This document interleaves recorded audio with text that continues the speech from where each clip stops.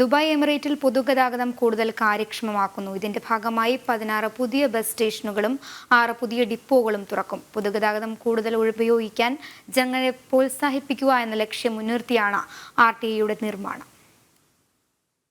3 വർഷത്തിനകമായിരിക്കും ദുബായിൽ പുതിയ 16 ബസ് സ്റ്റേഷനുകളും 6 ഡിപ്പോകളും നിർമ്മിക്കുക.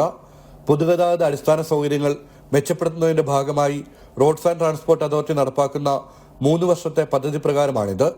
ദേരയിൽ 9 ബസ് സ്റ്റേഷനുകളും ബർദുബായിൽ 7 ബസ് സ്റ്റേഷനുകളും തുറക്കും. കൂടാതെ ബസ് ടെർമിനലുകൾ നവീകരിക്കുകയും ചില സ്റ്റേഷനുകളിൽ പ്രാർത്ഥനാ മുറികൾ സജ്ജീകരിക്കുകയും ചെയ്യും.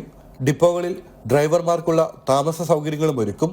കൂടാതെ പുതിയ ഗതാഗത സിഗ്നൽ സ്ഥാപിക്കുകയും നടപ്പാതകൾ നിർമ്മിക്കുകയും ചെയ്യും.